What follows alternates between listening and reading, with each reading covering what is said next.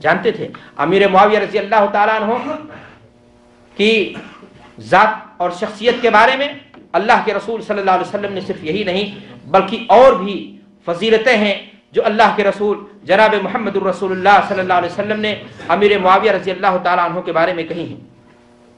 آپ صلی اللہ علیہ وسلم نے فرمایا کہ اول جیش من امتی یرکبون البحر قد اوجبوا، میری امت کی وہ پہلی جماعت جو کشتیاں بنا کر کے سفینہ بنا کر کے سمندری راستے سے دعوت دین کو لے کر کے دشمن کی سرزمین میں پیش قدمی کریں گے، ان کے لیے میں جنت کی کیا کرتا ہوں؟ بشارت دیتا ہوں۔ میرے بھائیو اور دوستو، تاریخ کے صفحات سے پوچھو، اسلامی تاریخ میں نہیں، انسانی تاریخ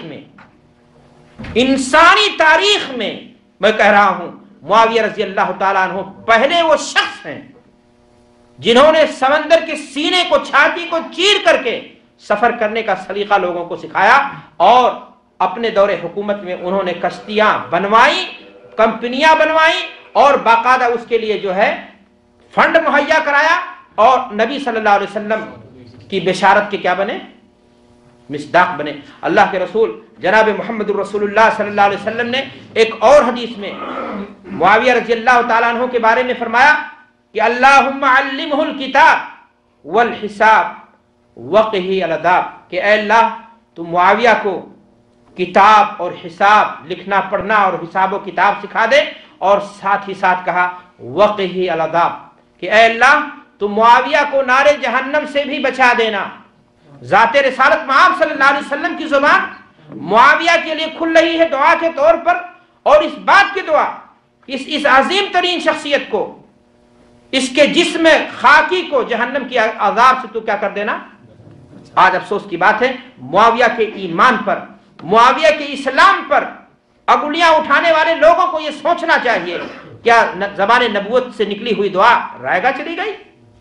کیا معاویہ رضی اللہ تعالیٰ عنہ تمہارے کہنے کے مطابق تم تو جنت کے ٹھیکیدار بن گئے محبت رسول کے، محبت خاندان بیت کے نام پر، اور معاویہ جن کی خدمات اسلام کے لیے بیش بہا، جنہوں نے اسلام کے لیے مختلف قربانیاں دی، اسلام کو چہار داغے عالم میں پھیلایا، ایسی عظیم ترین شخصیت، ایسی عظیم ترین ہستی، وہ تمہارے قول کے مطابق نہ معلوم کن جو ہے ہدف مرامت اور تنقید کا نشانہ بن گئی۔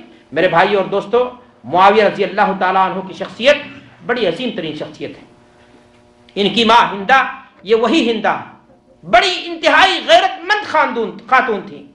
جب یہ اسلام لائیں، اللہ کے رسول صلی اللہ علیہ وسلم سے بیعت کے لیے ہاتھ بڑھایا، تو اللہ کے رسول صلی اللہ علیہ وسلم نے جب ان سے عہد لیا، اللہ کے رسول جب کوئی عورت بیعت کرتی تھی ہاتھ ملا کر کے نہیں، اللہ کے رسول صلی اللہ علیہ وسلم سے کبھی یہ ثابت نہیں کہ آپ نے کسی عورت سے ہاتھ ملایا ہو، تو اللہ کے رسول صلی اللہ علیہ وسلم عورتوں سے یہی بیعت لیتے تھے کہ تم زنا نہیں کرو گی، تم شرک نہیں کرو گی۔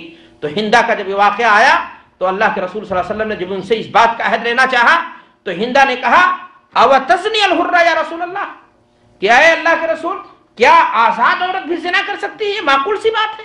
اتنی انتہائی باغیرت خاتون تھیں۔ جی ہاں، یہ وہی ہندہ ہیں جنہوں نے اللہ کے رسول صلی اللہ علیہ وسلم کے چچا حضرت حمزہ رضی اللہ تعالیٰ عنہ کے کلیجے کو کچا نگلنے کی انہوں نے کیا کی تھی؟ ناپاک کوشش کی تھی۔ لیکن یہ اسلام لانے سے پہلے کا واقعہ ہے۔ لیکن ایک واقعہ اور میں بتاتا چلوں کہ ہندہ کی شادی ابو سفیان سے پہلے کسی اور سے ہوئی تھی۔ اس نے اپنی بیوی ہندہ پر الزام لگایا بدچلنی کا۔ ہندہ کے باپ نے باقاعدہ اپنی بیٹی سے پوچھا کہ بیٹی دیکھو، اگر واقعی معنی میں تم سے یہ غلطی صادر ہوئی ہے تو تم مجھے بتا دو، میں کسی آدمی کو متعین کر کے پیسے لے کر کے لگا دوں گا، اس کو مار کر کے کام کیا کر دے گا؟ صاف کر دے گا۔ اور اگر تم نے یہ غلطی نہیں کی ہے تو تم مجھے بتا دو، اور پھر اس آدمی کو میں گھسیٹ کر کے اس دور کا جو نظام اور سسٹم تھا، نجومی اور کاہنوں کے پاس جاتے تھے، کہا میں اس معاملے کی تصفیہ کے لیے جاؤں گا۔ چنانچہ ہندہ نے کہا کہ میرے باپ، مجھ سے ایسی کوئی بھول، کوئی غلطی نہیں ہوئی ہے۔ اور ہندہ کو ان کے باپ نے ان کی سہیلی کے ساتھ نجومی کے پاس لے جا کر کے پیش کیا۔ نجومی نے کندھے پر مارتے ہوئے کہا کہ یہ وہ عورت ہے خاتون جس کے بطن سے ایسا بچہ پیدا ہوگا جو عرب و عجم کا کیا بنے گا؟ سردار بنے گا۔ جی ہاں، حضرت امیر معاویہ رضی اللہ تعالیٰ عنہ عرب و عجم کے وہ سردار ہیں جن کی سرداری پر عالمی اسلام کو فخر کرنا چاہیے۔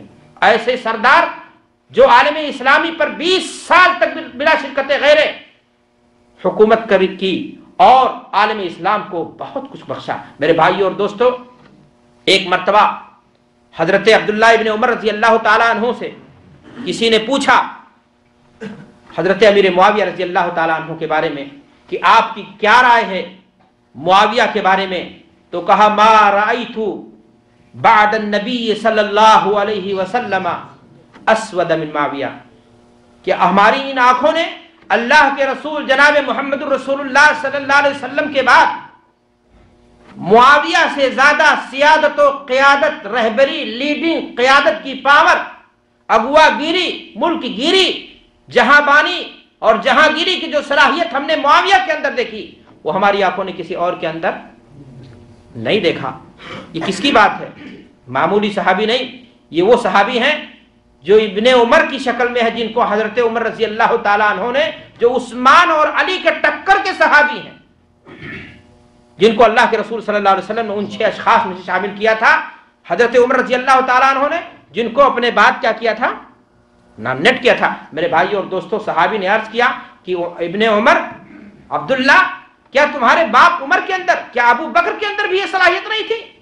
کہا کان اتقى من ذلك، یہ دونوں شخصیتیں ابو بکر اور عمر، تقوی اور بزرگی، محبت رسول، فدائیت، جانثاری، رسول کے لیے تن من دھن سب کچھ اڑانے کا جو جذبہ ہے، ان تمام اعتبار سے معاویہ پر بہت بھاری ہے، لیکن سیادت و قیادت کے اعتبار سے، ملک گیری اور جہاں بانی کے اعتبار سے جو صفات معاویہ کے اندر پائے جاتے ہیں وہ کسی اور کے اندر، جی ہاں، معاویہ کی جیسی سیادت آج تک عالم اسلام نے نہیں دیکھا، آج تک عالم اسلام نے نہیں دیکھا۔ معاویہ کے زمانے میں اسلام کا سورج غروب نہیں ہوتا تھا۔ معاویہ نے جو خدمت اسلام کی دی وہ بہت بڑی خدمت تھی۔ میرے بھائیوں اور دوستوں، عبداللہ ابن مبارک سے ایک مرتبہ معاویہ رضی اللہ تعالیٰ عنہ کے بارے میں پوچھا گیا تو انہوں نے جواب دیا، ماذا اقول فی رجل قال رسول اللہ سمع اللہ لمن حمدہ فقال ربنا ولک الحمد۔ یہ ربنا ولک الحمد کی دعا جو آپ جانتے ہیں، یہ کس نے کہا؟ اللہ کے رسول صلی اللہ علیہ وسلم۔ یعنی دیکھیں کتنی سوچ ان کی صحیح تھی۔ کہا ایک ایسے انسان کے بارے میں ہم سے پوچھتے ہو کہ اللہ کے رسول صلی اللہ علیہ وسلم کی زبان سے جب سنا ربنا لک الحمد تو فوراً سمیع اللہ لمن حمدہ، تو فوراً معاویہ کی زبان سے کیا نکلا؟ ربنا لک الحمد۔ میرے بھائیو اور دوستو، عبداللہ ابن مبارک سے ایک مرتبہ اور پوچھا گیا کہ آپ یہ بتائیے کہ عمر بن عبدالعزیز کی شخصیت کون نہیں جانتا؟ بنو امیہ کے جو بادشاہان گزرے، عمر بن عبدالعزیز کی شخصیت انتہائی نرالی شخصیت ہے۔ بنو امیہ نے جو ظلم و زیادتی کی تھی، جاگیرداری کی شکل میں یا دیگر چیزیں، سب کو بیت المال میں لوٹانے کا کام کس نے کیا تھا؟ عمر بن عبدالعزیز نے کیا تھا۔ عمر بن عبدالعزیز کا تقوی، خوف خدا، خشیت الہی اور تہجد گزاری، شب گزاری ان کے اندر اس قدر تھی کہ تہجد کی نماز میں میرے بھائیوں اس قدر روتے تھے کہ ان کی دونوں آنکھوں میں گڈھا بن گیا تھا، جہاں آنسو آ کر کے کیا ہو جاتا تھا؟ ٹھہر جاتا تھا۔ اتنی عظیم ترین شخصیت جو مسلم ہے امت اسلام میں۔ جب کسی نے پوچھا عبداللہ ابن مبارک سے کہ آپ یہ بتائیے کہ عمر بن عبدالعزیز افضل ہیں یا معاویہ رضی اللہ تعالیٰ عنہ، تو انہوں نے کہا کہ اللہ کی قسم، وہ غبار جو معاویہ کے نتھنے میں یا ان کے گھوڑے کے نتھنے میں لگا راہ جہاد میں اللہ کے رسول صلی اللہ علیہ وسلم کے ساتھ، تو معاویہ کی بات کرتے ہو؟ میں کہتا ہوں وہ غبار عمر بن عبدالعزیز سے کیا تھا؟ بہتر تھا اور افضل تھا۔ میرے بھائیو اور دوستو، حضرت ابن عباس رضی اللہ تعالیٰ عنہ سے پوچھا گیا حل لک فی امیر المومنین معاویہ فإنہ ما اوتر الا بواحدۃ فقال انہ فقیہ۔ کہا آپ کیا فرماتے ہیں؟ معاویہ نے ایک رکعت وتر سے زیادہ کبھی وتر کی نماز نہیں پڑھی۔ تو کہا معاویہ کے بارے میں گفتگو مت کرو، انتہائی فقیہ ترین انسان ہے۔ تو صحابہ کرام رضوان اللہ علیہم اجمعین کے اندر معاویہ کی کیا شخصیت تھی؟ چند اقوال میں نے آپ کے سامنے پیش کیے۔ زبان رسالت صلی اللہ علیہ وسلم سے نکلی ہوئی حدیث میں نے آپ کے سامنے پیش کی، اس کی روشنی میں بھی آپ کو پتہ لگتا ہے کہ آپ کی عزت و احترام ذات رسالت کے سامنے تھی، اور اللہ کے رسول صلی اللہ علیہ وسلم نے آپ کے جنتی ہونے کی کیا کری ہے؟